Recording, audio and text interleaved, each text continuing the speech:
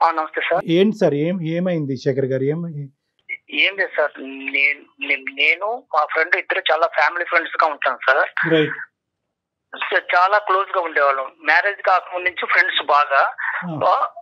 అయితే మ్యారేజ్ అయిన తర్వాత కూడా ఫ్రెండ్స్ గా ఉంటున్నాం సార్. చాలా క్లోజ్ ఫ్రెండ్స్ గా ఉండేవాళ్ళు. వాళ్ళ ఇంటికి నేను వెళ్తుంటా, వాళ్ళు మా ఇంటికి వస్తుంటాడు. చాలా సరదాగా ఉండేవాళ్ళం సార్. కాకపోతే విషయం ఏంటంటే నేను చూడరాని ఒక దృశ్యం చూశాను సార్.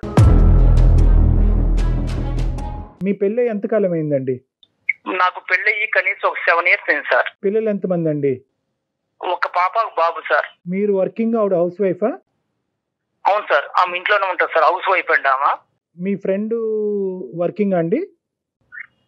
అతను కూడా జాబ్ చేస్తూ ఉంటుంటాడు సార్, జాబ్. అయితే నేను అతను మా ఇంటికి వస్తుంటాడు, నేను వాళ్ళ ఇంటికి వెళ్తుంటాను. చాలా ఫ్యామిలీ ఫ్రెండ్స్ క్లోజ్ గా ఉంటాను సార్. కాకపోతే ఈ మధ్య కాలంలో ఏంటంటే ఒక రోజు నేను అనుకోకుండా బయటికి వెళ్దామని అనుకున్నాను సార్. ఒక చిన్న కారణం వల్ల ఆ రోజు నాకు ఒంట్లో బాగలేక ఇంటికి వచ్చాను సార్. ఇంటికి ఆఫ్టర్నూన్ ఇంటికి వచ్చేకల్లా కనీసం వాళ్ళు అంటే నాకేమనిపించిందంటే ఇంటికి ఎలా హెల్త్ బాగా సరిగా ఇష్యూగా ఉంది కదా, ఈ రోజు నేను ఇంక వెళ్ళలేను, డ్యూటీకి వెళ్ళలేను, ఇంటికి వెళ్దామని వచ్చేకల్లా వాళ్ళిద్దరూ ఒక గదిలో అది ఒక రకమైన అసభ్యమైన మాటలు ఏంటంటే నాకు ఎవరో అనిపించింది సార్. దగ్గరికి డోర్ తీసుకొని చూసేకల్లా మా ఫ్రెండ్ మా ఆవిడ ఇద్దరు ఉన్నారు సార్. వెనక నుంచి వచ్చి చూసి ఆ కళ్ళారా దృశ్యాన్ని చూశాను సార్. నేను గుండె పగిలినట్టు అనిపించింది సార్ నాకు ఆ రోజు. ఎంతో ఆ రోజు నుంచి ఈ రోజు వరకు కూడా నేను చాలా బాధతో ఉన్నాను సార్. నిజంగా నైట్ నిద్ర పట్టక చాలా ఘోరంగా అసలు ఆ పెయిన్ తలుచుకుంటేనే అది ఒక రకమైన బాధ వస్తుంది సార్. అది అసలు ఈ సబ్జెక్ట్ మీద ప్రశ్నలు అడగటం కూడా ఇదిగా అనిపిస్తుంది శేఖర్ గారు, సారీ. కానీ ఒక పరిష్కారం గురించి మమ్మల్ని అడిగారు కాబట్టి చెప్పటం అనేది మా బాధ్యత, కాబట్టి అడగవలసిన అవసరం ఉంది. ఈ 7 yearsలో మీరు చెప్పినటువంటి సంఘటనలు కాకపోయినా కూడా అటువంటి పరిస్థితులకి తగ్గట్టుగా మీ భార్య గారు ఎప్పుడన్నా వ్యవహరించారా? అటువంటి అనుమానం మీకు ఎప్పుడన్నా కలిగిందా? అసలు ఇంతవరకు ఇప్పుడు కూడా రాలేదు సార్ ఆ అనుమానం. ఇంతవరకు అసలు ఇప్పుడు కూడా మాకు అసలు తగలలేదు సార్. కాకపోతే నేను ఏంటంటే ఆ రోజు ఎందుకు నేను అంటే నా హెల్త్ ప్రాబ్లం వల్ల బయటికి వెళ్దామని అనుకోని కూడా డ్యూటీకి వెళ్దామని ఆ రోజు హెల్త్ పరంగా వెళ్ళాక ఎన్నికొచ్చాను సార్. ఆ రోజు ఈ దృశ్యం బయటపడింది సార్. ఇది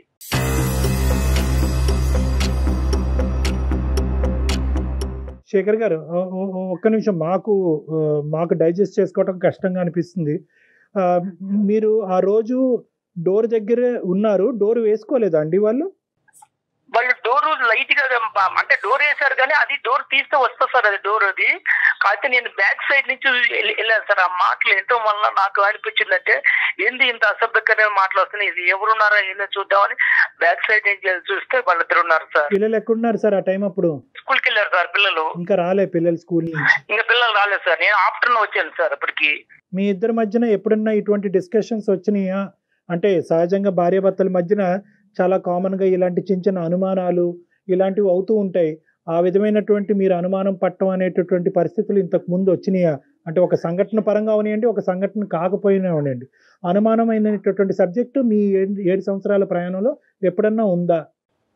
ఏ రోజు కూడా అసలు ఆ ఆలోచన కూడా థాట్ కూడా రాలేదు సార్. ఎందుకంటే సొంత ఫ్రెండ్, చాలా క్లోజ్ గా ఉంటాడు, భార్య నేను చెల్లెలతో భావించుకుంటాడని టైప్ లో ఆలోచించుకుంటున్నాం. కానీ ఏ రోజు కూడా ఇంత థాట్ అనేది ఏ రోజు రాలేదు సార్. ఆ మీద అనుమానం కూడా లేదు సార్. నాకు అంత ఇదిగా ఉండేవాళ్ళం సార్. ఫ్యామిలీ ఫ్రెండ్స్ కు వాళ్ళ భార్య కూడా మా ఇంటికి వచ్చేది, మా మిస్సెస్ కు వాళ్ళ ఇంటికి వెళ్ళేవాళ్ళం, ఏదైనా ఫంక్షన్ ఉన్నప్పుడు అన్నిటికీ వెళ్తుండేవాళ్ళం సార్.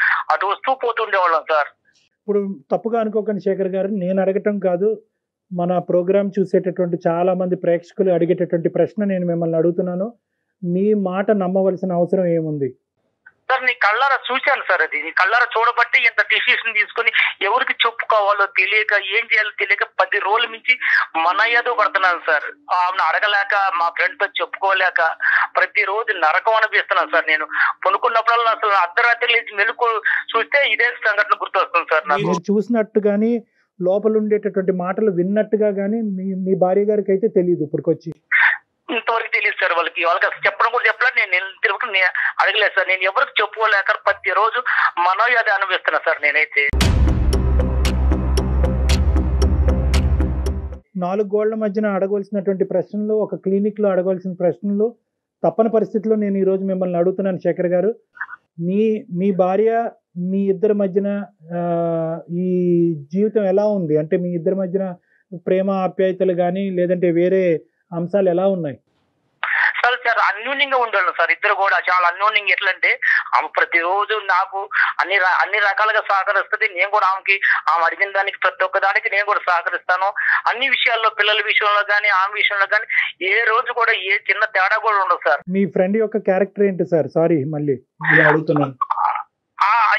ఇదే సార్ నేను ఫస్ట్ టైం చూస్తాను సార్. ఏ రోజు కూడా మా ఫ్రెండ్ కూడా నా దగ్గర ఏ రోజు కూడా చాలా క్లోజ్ గా ఉండి, చాలా ఫ్రెండ్షిప్ గా ఉండి, అంత ఇదిగా ఉన్న మనిషి ఎందుకు ఆ విధంగా చేశాడనేది కొంచెం నాకు ఇంకా డౌట్ అనిపిస్తుంది సార్. ఆ డౌట్ వల్ల వాళ్ళని ఇద్దరు కూడా నిలదీయలేకపోయారు. మీ ఫ్రెండ్ కూడా సిన్సియర్ గానే ఉంటాడు. ఇలాంటి అమ్మాయిలు వ్యవహారాలు, ఇలాంటివి సరదాగా ఫ్రెండ్స్ మధ్యన మాట్లాడుకుంటూ ఉంటారు. అలాంటి టాపిక్స్ కూడా ఎప్పుడూ లేవు. అతను వాళ్ళ భార్యతో కూడా బానే ఉన్నాడు. అక్కడ కూడా గొడవలు ఏం లేవు. ఏం లేదు సార్, ఏ రోజు కూడా రాలేదు సార్. ఆయనకి ఎంతమంది పిల్లలు? అతనికి ఎంతమంది పిల్లలండి? అతనికి ఒక పాప అండి.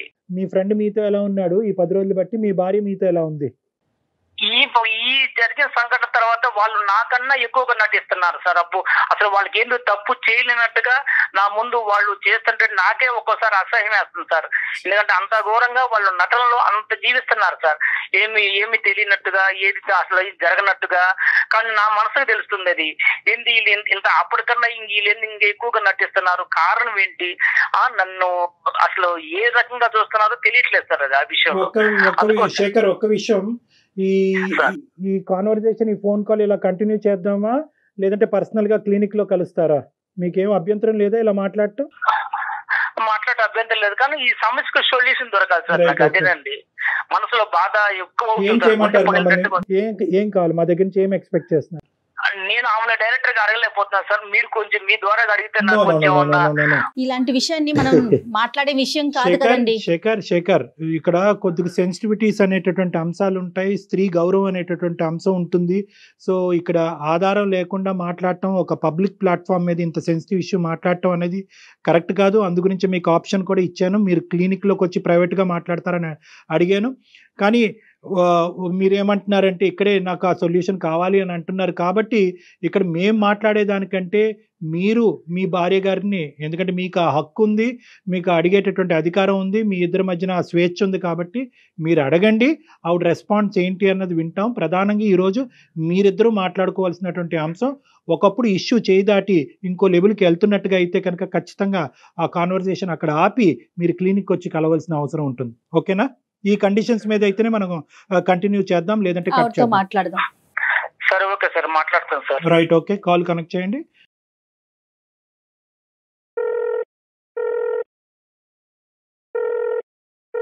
హలో హలో దేవి, చెప్పు. ఏం చేస్తున్నావు? ఏం లేదు, మామూలుగా అలా కూర్చున్నాను. పిల్లలు స్కూల్కి వెళ్ళారా? వెళ్ళారు. ఏం చేసింది ఈరోజు వంట? ఏముంది, వంకాయ కర్రీ వండాను, సగం పెట్టాను. ఇప్పుడు నీతో నేను ఒకటి మాట్లాడాలనుకుంటున్నాను. మరి నువ్వు ఫ్రీగానే ఉన్నావా ఇప్పుడు, లేదా వంట కార్యక్రమంలో ఉన్నావా?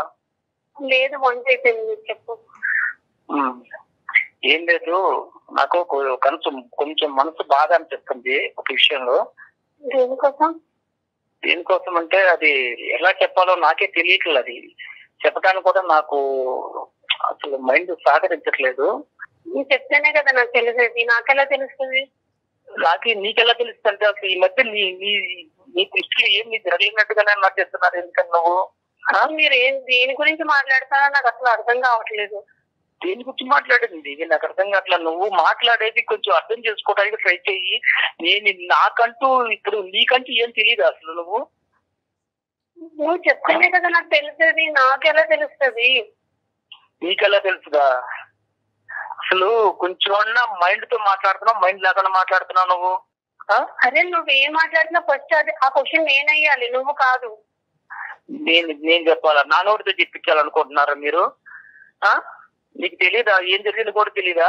అంటే నీ స్వార్థంగా నువ్వు చూసుకుంటున్నావు, కానీ మనిషికి ఎందుకు ఇంత 10,000 నుంచి మనిషి ఎందుకు బాధపడుతున్నాడు, ఎందుకు వస్తున్నాడు, సరిగా ఉండలేదు, మాట మాట్లాడలేదు, పిల్లలతో మాట్లాడలేదు, కనీసం ఏమైనా కొంచెమైనా ఒక రవ్వంతనే ఆలోచిస్తున్నావా?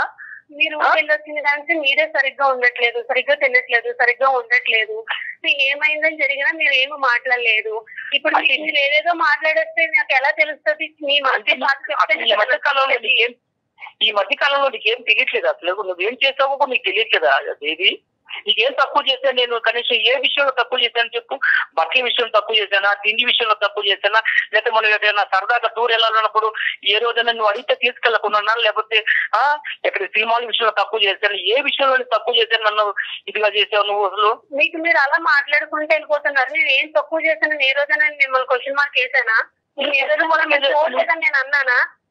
మరి నువ్వు చేసిన ఒక్క ప్రాబ్లం వల్ల నేను ఎంత నరకం అనిపిస్తున్నాను తెలుసా? నేను ఈ రోజు వరకు ఎవరికి చెప్పుకోలేక, ఫ్రెండ్స్ చెప్పుకోలేము, చెప్పుకునే సమస్య కాదు, తల్లిదండ్రులు చెప్పుకునే సమస్య కాదు, ఎవరికి చెప్పుకునే సమస్య కాదు. ఇది కళ్ళారా చూసినా అన్నంతగా అనిపిస్తుంది తప్ప అది నిజమో కాదా అని కూడా నాకే భ్రమ కలుగుతుంది.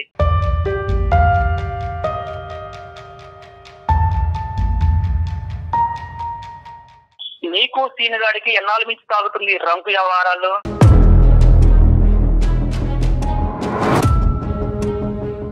ఏం మాట్లాడుతున్నావు అసలు? ఏం మాట్లాడుతున్నావా? మైండ్ ఉంటే మాట్లాడుతున్నావా? అంటే నీకు తెలియదా సీనుగాడికి నీకు ఎన్నాళ్ళ నుంచి సాగుతుందో తెలీదా? అర్థం అవుతుందా? ఏదేదో మనసులో ఏదో పెట్టుకొని ఏదో మాట్లాడుతున్నారు. అందమైన జీవితంలో కళ్యాణ్ చక్రవర్తి గారు సైకాలజిస్ట్ గారు ఉన్నారు, కావాలంటే నువ్వు ఎంతకాలం నుంచి తాగుతుందో ఈ రంకు ఆయనే తేలుస్తారు. అది ఆల్రెడీ తెలుసు. శేఖర్, మీరు కాదు నాన్న, ఇప్పుడు ఓకే నువ్వు మాకు ఫోన్ చేసావు, ఓకేనా, నీకు ఒక ఇబ్బంది ఉందని ఫోన్ చేసావు, డాక్టర్ గారు ఉన్నారు, డాక్టర్ గారు వింటున్నారు, డాక్టర్ గారు తేలుస్తారు అని చెప్పి ఆ అమ్మాయి థ్రెట్ చేయవలసినటువంటి అవసరం లేదు.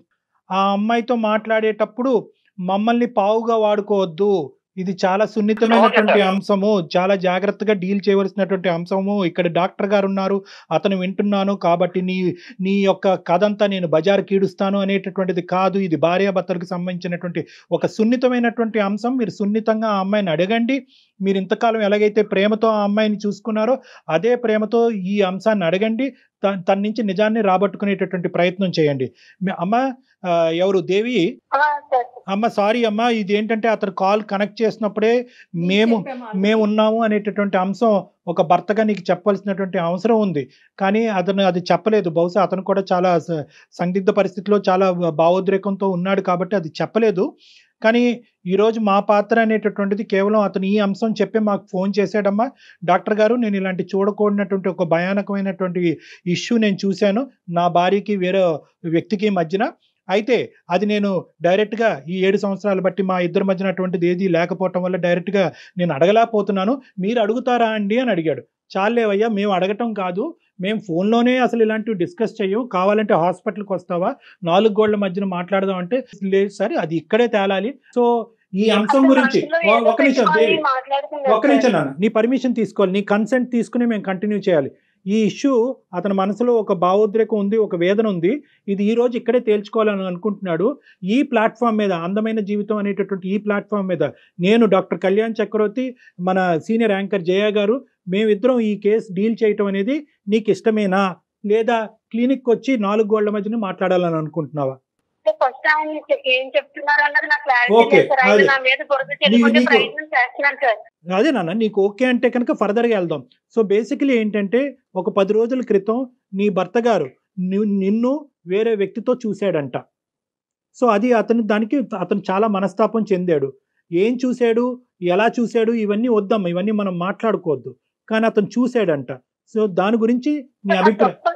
సరే చూసేటప్పుడు అప్పుడే అడగాలి కదా సార్. ఆయన మనసులో ఏదో పెట్టుకొని నా మీద బురద జల్లే ప్రయత్నం చేస్తున్నాను సార్. మనసులో ఏదో పెట్టుకున్నాడు. ఏం అడిగింది నీకు తెలియదా? నువ్వు ఏం చేస్తావు తెలీదా నీకు? ఏం అడిగాను? ఆ రోజు నేను పట్టుకుంటే నీ పొడివేవ పోయి తెలుసా? ఆ రోజు నేను పట్టుకుంటే నీ పొడివేవ పోయి తెలుసా?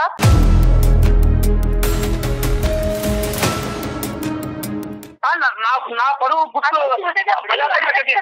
సైలెంట్ గా మూసుకొని పోయాను తెలుసా, బయటికి కళ్ళ చూసి కూడా మూసుకొని పోయాను ఆ రోజు.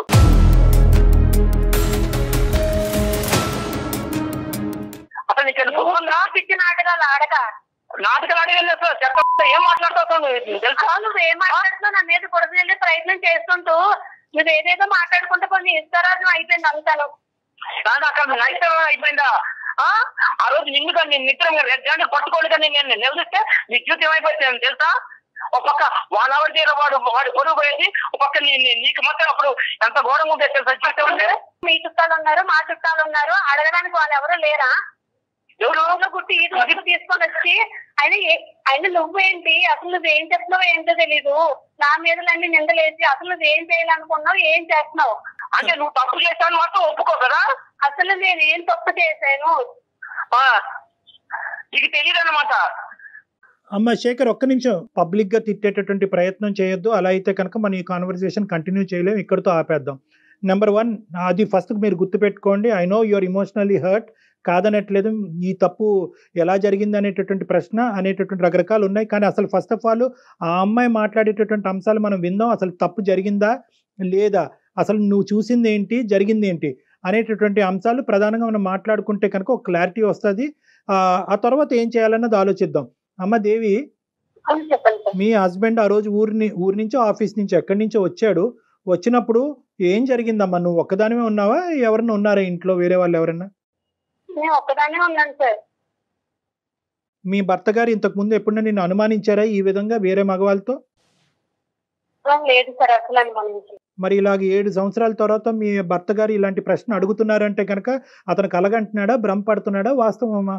ఈ 10 రోజులు పెట్టి ఆయన అసలు మతి సిమితం ఉందో లేదో నాకు అర్థం అవ్వట్లేదు సార్. ఆయన అసలు సరిగ్గా మాట్లాడట్లేదు, వండించి తినట్లేదు, సరిగ్గా ఉండట్లేదు, పిల్లలతో కూడా సరిగ్గా మాట్లాడిందే లేదు.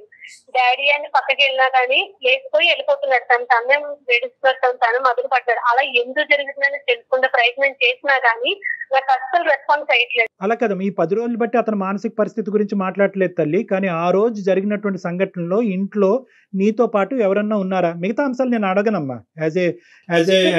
లేరు సార్, ఎవరు లేరు. ఆయననే అంతగా చూసే సందర్భం ఉంటే ఆ రోజు ఏం చేశారు సార్? నోట్లో ఏమన్నా మట్టి గడ్డలు ఏమన్నా పెట్టుకున్నారా? అమ్మా అది కాదమ్మా. వాస్తవానికి ఇది నిజమా అబద్ధమా, జరిగిందా జరగలేదా అనేటటువంటి అంశం నిర్ణయించవలసినటువంటి వాళ్ళం మేం కాదు. జరిగింది అని మేము అనలేము, జరగలేదు అని మేము అనలేము. అది మీ భార్యాభర్తలకు సంబంధించినటువంటి ఒక ప్రైవేట్ ఇష్యూ. కానీ ఈరోజు ఏంటంటే మీరు ఆ సబ్జెక్ట్ మీదకి వెళ్ళకండి.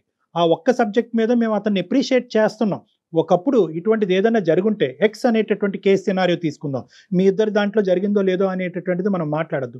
ఒక ఎక్స్ అనేటటువంటి బయట కేసు సినారియోలో భర్త ఇలాంటి బట్టబయలు చేయలేదు, దాచిపెట్టుకున్నాడు అంటే కనుక భార్య, కుటుంబం, పిల్లల యొక్క పరువు కాపాడటం గురించే అతను చేశాడు అని వర్ణించవచ్చు. మీరు అది రెట్రోస్పెక్టివ్ గా ఈ రోజు ఇంకో విధంగా అడుగుతున్నారు, నన్ను రెడ్ హ్యాండెడ్ గా పట్టుకుంటే ఏమై ఉండేది? అంతలా చేసిన వాడు ఏంటి ఈ రోజు ఇలా చేయలేడు కదా సార్. ఏ తప్పు చేయకంటేనే ఇంత నిందలేసి ఆయన మనసులో ఏదో పెట్టుకొని ఏదేదో మాట్లాడతారు. అసలు ఏం చేయాలనుకున్నాడు కూడా నాకు అర్థం కావట్లేదు. సో నీ ఉద్దేశంలో ఏంటంటే అతని మానసిక పరిస్థితి బాలేక ఏవో కనిపించుకున్నవి అతను కళ్ళకు కనిపించినవి అతను భ్రమ పడుతున్నాడు అని ఊహించుకుంటున్నాడు. వాస్తవానికి అక్కడ ఏమీ జరగలేదు అనేది నీ వాదన దేవి? అంతే సార్, అదే కరెక్ట్ సార్. అదే మాట్లాడుతున్నాడు ఆయన. ఒక నిమిషం దేవి, నీ వర్జన చూశాను సార్. అది నేను కల్లారా చూశాను. ఆ రోజు కల్లారా చూసిన తర్వాతనే నా మనసు చెడిపోయింది సార్. అది నేను కల్లారా చూశాను. అది కనీసం ఈమె కానీ వాడు కానీ ఏంది ఇలాగున్నావు అని కూడా ఒక్క క్వశ్చన్ కూడా నన్ను అడగలేదు సార్. వాళ్ళ ఆనందాలు, సంతోషాలు వేరువేరుగా ఉన్నాయి. 10 రోజులు సరిగ్గా ఉండక, సరిగ్గా తినక, మానసిక భావం సరిగ్గా బాగోక అప్పటికి నేను అడుగుతున్నాను. మీకు ఏ తప్పు కనిపించినా నాకు అర్థం కావట్లేదు. నాకు మానస్థితి బాగానే ఉన్నది. నేను మానస్థితి బాగున్నబట్టే ప్రతిరోజు డ్యూటీకి వెళ్ళగలుగుతున్నా. అర్థమైందా? మానస్థితి బాగలేకపోతే డ్యూటీ ఆపేసి ఇంట్లో ఉండేవాడిని. అర్థమైందా? నువ్వు చేసిన దానికి సమర్థించుకోవడానికి చూడబాకు నువ్వు. అదే నువ్వు చేస్తున్నది వింటూ ఉంటే నువ్వు ఏది మాట్లాడినా అది కరెక్టే. అలా మేము ఒప్పుకోవాలి. అదే మన పెళ్లి ఇంతకాలమైనా ఏ రోజైనా నిన్ను నిలదీసి నేను అడిగానా?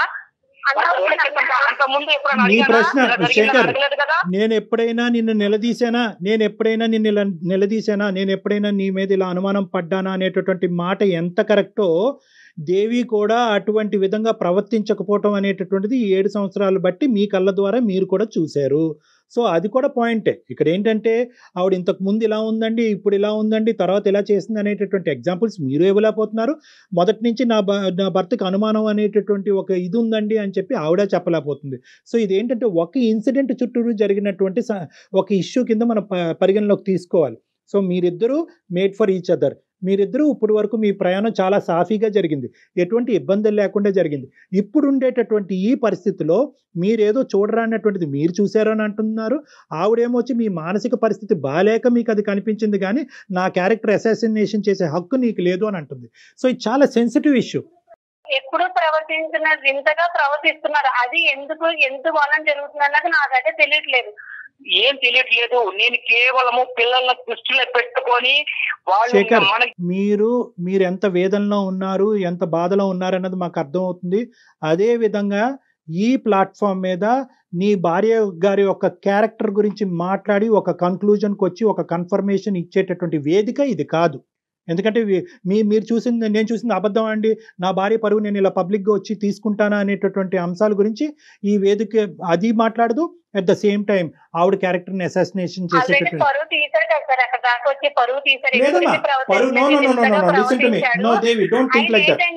వేరే ట్రాక్ లోకి ఎక్కడికో వెళ్ళాలన్న ప్రయత్నంలో నా మీద బురద జల్లే ప్రయత్నం చేస్తున్నాడని ఈజీగా నాకైతే అర్థం. ఇదేం కొత్త ఇదమ్మా, ఏంటి అతను ఏ ట్రాక్ లో వెళ్తాడు? ఇంకో ట్రాక్ అంటే ఇంకోటి ఆయనకి ఏదో ఉంది మనసులో, ఏదో కాదు. నేను వేరే వాళ్ళతో మాట్లాడుతున్నాడు తను.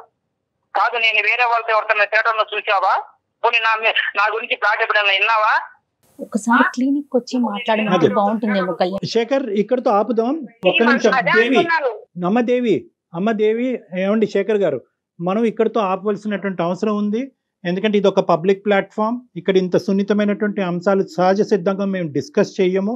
కానీ టాపిక్ కాస్త మొదలైన తర్వాత ఎక్కడో చోట దీన్ని ఒక కంక్లూడ్ చేస్తే కనుక అట్లీస్ట్ మీరు ఈ రోజు ఇంటికి వెళ్ళిన తర్వాత మీ ఇద్దరు గొడవ పడకుండా ఉంటారు, మీ ఇద్దరు యొక్క సేఫ్టీ మేము కాపాడినటువంటి వాళ్ళం అవుతాం అనే ఉద్దేశంతోనే ఈ సబ్జెక్ట్ కొంతవరకు ప్రొలాంగ్ చేయడం జరిగింది. ఇక్కడ 2 అంశాలు నేను పరిగణలోకి చెప్పాలి అని అనుకుంటున్నాము. దేవి గారు, ఇక్కడ మీ క్యారెక్టర్ ఎవరు అసాసినేట్ చేయలేదు, ఎవరు కూడా మిమ్మల్ని వేలెత్తి చూపెట్టలేదు, మీరు తప్పు చేసినట్టుగా ఎవ్వరూ మాట్లాడలేదు. మీ భర్త గారు ఒకటి చూశారు అన్నారు, అది మిమ్మల్ని ప్రశ్నించారు, మీరు అది ఖండించారు, ఇది కరెక్ట్ కాదన్నారు, సబ్జెక్ట్ అక్కడ అయిపోయింది, అంతే. You are the same person as you are. So దాని గురించి మీరు భయభ్రాంతులు చెందవలసినటువంటి అవసరం లేదు. ఇక్కడ 2 అంశాలు అయి ఉండొచ్చు. ఆ 2 అంశాలు, ఒకటి ఏదైనా జరిగి ఉండొచ్చా అనేటటువంటి ఒక అంశం, రెండోది ఇతను అనుమానం కానీ లేదంటే ఒక సైకలాజికల్ పరంగా ఏమైనా ఇబ్బంది పడుతూ ఉండొచ్చా. ఈ 2 అంశాలు మనం వెరీ క్లోజ్డ్ ప్లేస్లో, అంటే ఒక 4 వాల్స్ మధ్యన మాట్లాడుకోవాల్సినటువంటి ఒక సున్నితమైనటువంటి అంశంగా నేను పరిగణిస్తున్నాను. కాబట్టి ఇది ఇంకా ఫర్దర్ గా ఎక్స్టెండ్. ఓకేనమ్మా, అనుమానమే కానివ్వండి, ఈ అనుమానమేనమ్మా.